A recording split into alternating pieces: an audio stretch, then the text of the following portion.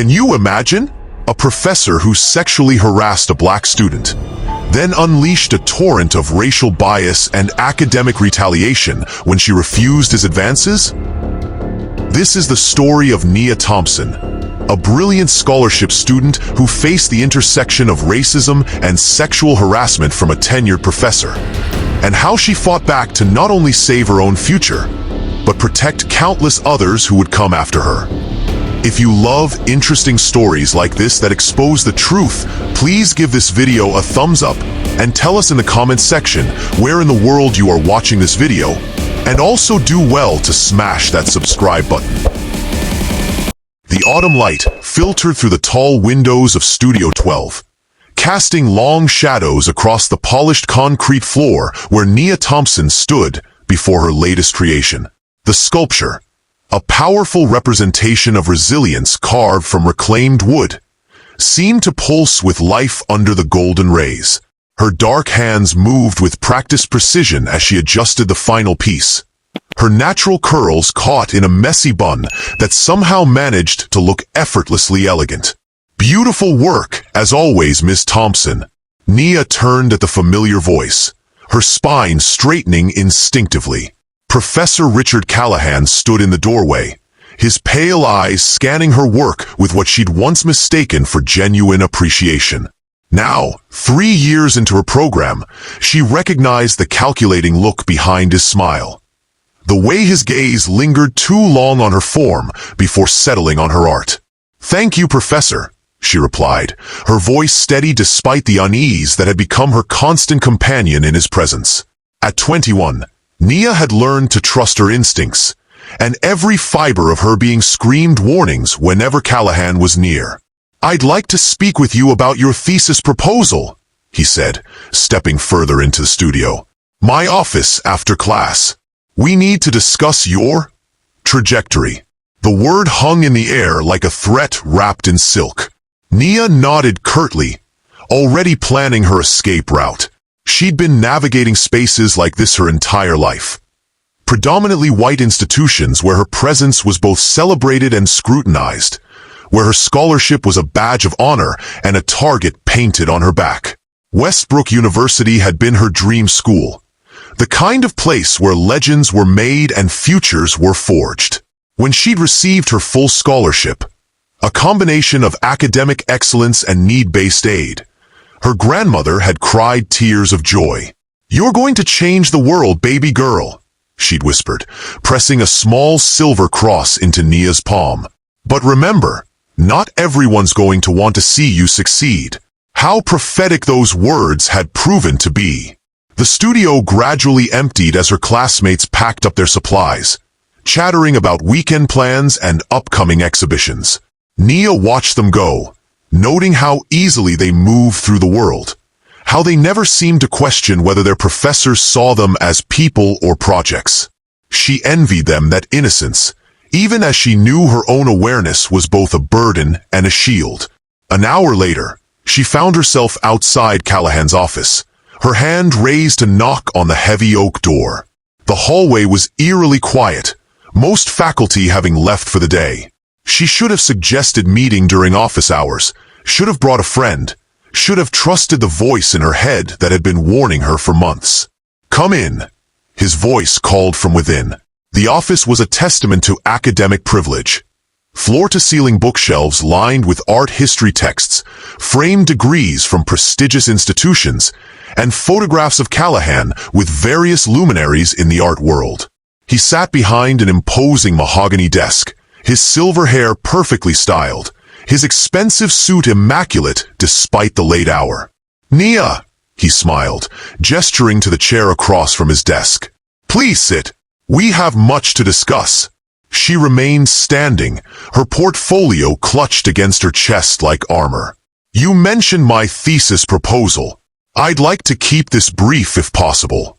His smile faltered slightly, but he recovered quickly. "Of course. Always so focused, aren't you? It's one of the things I admire about you."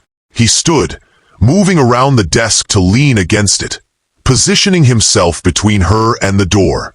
"Your work has such passion, such raw energy. It's very African. The comment hit her like a slap. She'd heard variations of it before. Professors who reduced her art to her race, who couldn't see past her skin color to recognize her technique, her vision, her hours of dedicated study. But coming from Callahan, with his reputation for supporting diverse voices, it felt particularly cutting. "My work is influenced by many traditions," she replied carefully. "Classical techniques, contemporary theory, personal experience." "Oh, absolutely," he nodded, taking a step closer. "But there's something primal about it, something that speaks to deeper instincts. It's quite powerful, actually. Quite stirring." The way he said the word made her skin crawl. She took a step back, bumping into the bookshelf behind her. "Professor Callahan, perhaps we could discuss my thesis another time." "I should really—" "Nia," he interrupted, his voice dropping to what she supposed he thought was a seductive whisper. "You're a remarkable young woman. Brilliant, talented, beautiful. You have the potential to go very far in this field. But success? Well, it requires certain accommodations." He was close enough now that she could smell his cologne, could see the way his eyes had darkened with something that made her stomach turn. This was it. The moment she'd been dreading, the conversation that would either make or break her career. "What kind of accommodations?" she asked, though she already knew. His hand reached out, ostensibly to touch her arm, but she shifted away before he could make contact. "The art world is very political, Nia. Connections matter. Relationships matter. A young woman like you, with the right guidance, could find doors opening that might otherwise remain closed. And if I prefer to open those doors myself?" His smile turned cold. "Well, that would be unfortunate. Very unfortunate indeed." The threat was clear, even wrapped in academic doublespeak. Nia had heard stories, whispers in the student lounge about professors who could make or break careers with a single reference letter, about promising students who disappeared from the program after refusing certain opportunities. She straightened her shoulders, meeting his gaze directly. "I think I understand perfectly, Professor, and I think my answer is perfectly clear. Don't be hasty, Nia. Think carefully about what you're refusing. Think about your future." "I am thinking about my future," she replied, her voice steady despite the fury building in her chest. "And it doesn't include compromising my integrity for anyone." She moved toward the door, but his voice stopped her. "I hope you won't regret this decision, Ms. Thompson. Academic success requires flexibility. I'd hate to see a promising student limit her own potential." The next few months became a masterclass in academic warfare. Callahan's retaliation was swift and merciless. Her A's, earned through countless hours of research, creation, and refinement, became C's overnight. Her critiques, once praised for their insight, were dismissed as emotionally driven and lacking intellectual rigor. In advanced contemporary theory, he'd call on her with a patronizing smile. "Ms. Thompson, perhaps you could share your perspective on postmodern deconstruction? Though I wouldn't expect you to grasp the theoretical nuances. It's not something you can simply feel your way through." The snickers from some of her classmates stung almost as much as his words. These were people she'd studied with for years, people who'd witnessed her academic excellence firsthand. Yet somehow, Callahan's subtle poison was taking effect. But Nia Thompson hadn't survived this long by backing down. If anything, his attacks only strengthened her resolve. She began documenting everything, saving emails, recording conversations when legally possible, taking detailed notes after each interaction. She reached out to other students, casual conversations that revealed disturbing patterns. Sarah Chun, a graduate student from the previous year, admitted quietly that Callahan had made similar advances. "I transferred programs," she confessed over coffee in the student union. "It was easier than fighting him. I'm sorry. I should have said something." Marcus Williams, now in his second year, had faced similar retaliation after questioning one of Callahan's critiques. "He made my life hell for months," he said. "I almost dropped out." The stories accumulated like evidence in a criminal case. Nia began to see the full scope of Callahan's behavior. A pattern of abuse that spanned years, targeting students who were vulnerable, different, or simply inconvenient to his ego. Her grades continued to suffer. Her thesis advisor, initially supportive, began questioning her work's commercial viability. Opportunities that should have been hers, exhibitions, internships, recommendation letters, mysteriously went to other students. The breaking point came during her final semester. Callahan had assigned a major project on cultural appropriation in contemporary art, a topic that felt deliberately chosen to target her. During the presentation, he interrupted her every few minutes with snide comments. "Interesting perspective, Ms. Thompson. Though I wonder if you're not being a bit sensitive? Art has always borrowed from various cultures. Perhaps you're imposing contemporary political correctness on historical artistic exchange." The classroom fell silent. Nia felt the familiar heat rising in her chest, the same fury that had sustained her through every slight, every dismissal, every moment when she'd been made to feel less than. But this time, something was different. This time, she saw the faces of her classmates, and instead of indifference, she saw discomfort. Instead of complicity, she saw recognition. "Professor Callahan," she said, her voice carrying clearly through the room. "I think there's a difference between artistic exchange and exploitation.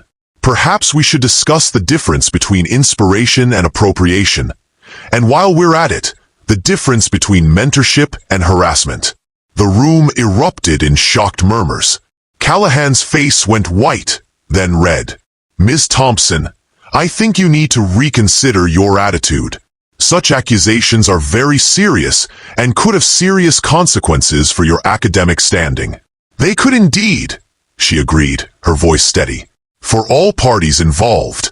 That night, Nia sat in her small apartment, surrounded by evidence she'd been collecting for months. Emails, recordings, witness statements, grade records showing the dramatic decline in her marks after refusing Callahan's advances.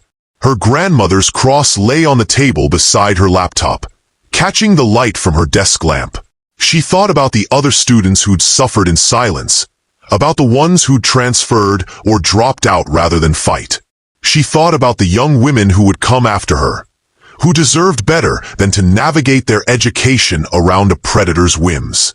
At 2 a.m., she hit send on the formal complaint to the Title IX office. The response was swift and predictable. The university's initial investigation was perfunctory, designed more to protect the institution than to seek justice. Callahan was placed on paid administrative leave while they reviewed the allegations. Nia was advised to focus on her studies and avoid inflammatory statements that might prejudice the proceedings. But Nia had learned something important in her 4 years at Westbrook. She wasn't fighting this battle alone. Word of her complaints spread through the student body like wildfire. Sarah Chun reached out, offering to provide a witness statement. Marcus Williams came forward with his own experiences. 3 other students, emboldened by their courage, shared their stories. The local chapter of the NAACP took notice. Student activist groups rallied around the case. A blogger who'd been tracking sexual harassment in academia picked up the story. Within weeks, what had started as one student's formal complaint had become a movement. The university's careful PR strategy crumbled when the local newspaper published an exposé titled, "A Pattern of Predation." Multiple students accuse Westbrook professor of sexual harassment. The article featured anonymous accounts from former students, dating back nearly a decade, all describing similar experiences with Callahan. Nia found herself at the center of a media storm she'd never wanted but couldn't avoid. Reporters called at all hours. Fellow students looked at her with mixtures of admiration and pity. Her professors, the ones who weren't directly involved, treated her with careful neutrality, as if she were a bomb that might explode at any moment. The worst part was the backlash from Callahan's supporters. Anonymous emails filled her inbox, calling her everything from attention-seeking to far worse. Someone spray-painted liar on her car. She received death threats serious enough that campus security assigned her an escort. But for every voice trying to silence her, 2 more rose in support. Alumni reached out to share their own stories. Faculty members who'd witnessed Callahan's behavior, but stayed silent, offered belated support. The national media picked up the story, framing it as part of a broader conversation about power, privilege, and accountability in higher education. The formal hearing was held in the university's main conference room, a sterile space that felt more like a courtroom than an academic setting. Nia sat at one end of the long table, flanked by her advisor from the Student Legal Aid Society and a representative from the Women's Center. Callahan sat at the other end with his expensive lawyer, looking every inch the wounded professor being persecuted by political correctness. The proceedings were clinical, designed to strip away the emotional weight of the testimony and reduce it to facts and evidence. Nia presented her case methodically. The timeline of harassment, the documented retaliation, the pattern of behavior confirmed by other students. Her voice never wavered, even when Callahan's lawyer tried to paint her as a vindictive student angry about receiving poor grades. "Ms. Thompson," the lawyer asked during cross-examination, "isn't it true that your grades have been declining before the alleged incident in Professor Callahan's office?" "No, that's not true," Nia replied calmly. "My grades were consistently A's and B's until after I refused Professor Callahan's advances. I have documentation showing the timeline." "But you admit your work was challenging to some of your professors?" "I admit that I asked questions and challenged assumptions. That's what students are supposed to do in an academic environment. And isn't it possible that your professors, including Professor Callahan, were simply trying to push you to achieve higher standards?" Nia looked directly at the panel of administrators and faculty members who would decide her future. There's a difference between academic rigor and personal vendetta. There's a difference between high standards and harassment. And there's a difference between mentorship and sexual coercion. The hearing lasted 3 days. Witness after witness testified to Callahan's pattern of behavior. Former students flew in from across the country to share their stories. Faculty members admitted they'd heard rumors but never acted. The picture that emerged was of a man who'd used his position of power to prey on students for years, protected by institutional inertia and a culture of silence. When the panel announced their decision 2 weeks later, Nia was in her studio, working on her final thesis project, a massive installation about resilience and resistance that had become her way of processing the trauma of the past year. Her phone buzzed with a text from her advisor. "They found him guilty. He's been terminated." She set down her tools and closed her eyes, feeling a weight she hadn't realized she'd been carrying finally lift from her shoulders. It wasn't just about her anymore. It was about every student who'd suffered in silence, every young woman who'd been told to keep quiet, every person who'd been made to feel that their dignity was less important than institutional reputation. The graduation ceremony was held on a perfect May morning, the kind of spring day that makes everything seem possible. Nia walked across the stage in her cap and gown, her family cheering from the audience as she received her diploma, magna cum laude, despite everything Callahan had done to sabotage her. But the real victory came later, in the quiet moments when former students reached out to thank her for her courage. It came in the policy changes the university implemented to better protect students from harassment. It came in the student-led watchdog group that formed in the aftermath of the case, dedicated to ensuring that no one else would have to fight this battle alone. 6 months after graduation, Nia stood in a gallery in New York, watching as visitors examined her latest exhibition, a series of sculptures exploring themes of power, resistance, and transformation. A young art student approached her, a nervous-looking girl who couldn't have been more than 18. Excuse me, Miss Thompson. I wanted to thank you. I'm starting at Westbrook in the fall, and I heard about what you did. It makes me feel safer. Like I have someone who's looking out for people like me. Nia smiled, remembering her grandmother's words about changing the world. We all have to look out for each other, she said. That's how we change things, one person at a time, one story at a time, one stand at a time. The girl nodded solemnly, then moved on to examine the next piece. Nia watched her go, thinking about all the young women who would walk through Westbrook's doors in the years to come. They would face challenges, some of them unfair, some of them dangerous. But they would also inherit a legacy of resistance, a knowledge that their voices mattered, that their dignity was worth fighting for. She hadn't just survived the system, she had changed it. And in changing it, she had changed herself. From a student trying to earn a grade to a woman who had learned that some things are more important than any grade a professor could give. The sculpture behind her caught the gallery light, its carved surfaces telling a story of struggle and triumph, of a young woman who had refused to be broken by a system designed to silence her. It was beautiful, powerful, and uncompromising, much like its creator. Nia Thompson had earned her place in the world, and no one could ever take that away from her.